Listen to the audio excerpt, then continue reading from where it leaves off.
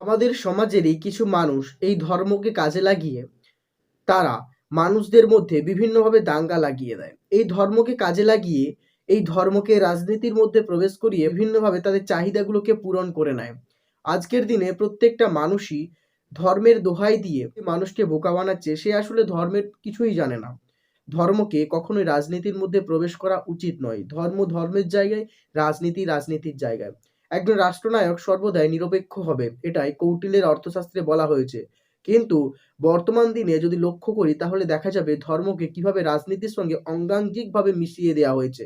এর ফলে সমাজে একটা সম্প্রদায়ের মানুষ বেশি রকমভাবে প্রায়োরিটি পাচ্ছে, আর অন্য একটি সম্প্রদায় ঠিক তেমনভাবে প্রায়োরিটি পাচ্ছে না। এটা কিন্তু একটা গণতান্ত্রিক দেশের সংবিধানের এটা কিন্তু একটা গণতান্ত্রিক দেশের সাংবিধানিক নিয়ম নয়।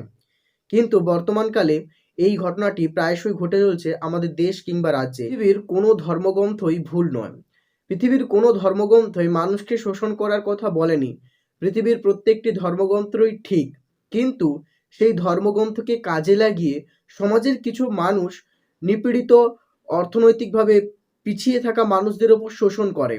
তারা ধর্মের দোহাই দিয়ে তাদের ওপর বিভিন্নভাবে অর্থনৈতিক শোষণ চালায়। আজ থেকে অনেক দিন আগে যখন শিক্ষার প্রসার সমাজের সর্বস্তরের মানুষদের মধ্যে ছড়িয়ে পড়েনি, ঠিক সেই সময় সমাজের কিছু উচ্চশিক্ষিত মানুষেরা এইসব অজ্ঞ, অশিক্ষিত মানুষদের ওপর অর্থনৈতিক শোষণ চালাতো এবং তাদেরকে ধর্মের দোহাই দিয়ে তাদের কাছ থেকে বিভিন্নভাবে অর্থনৈতিক শোষণ করত।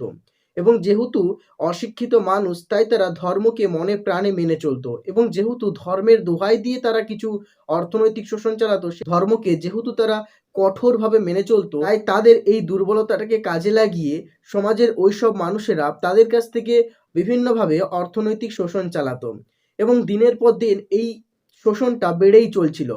এবং মানুষ যেহেতু অশিক্ষিত, তাই তারা তাদের এই চালাকিটা কখনোই বুঝতে পারে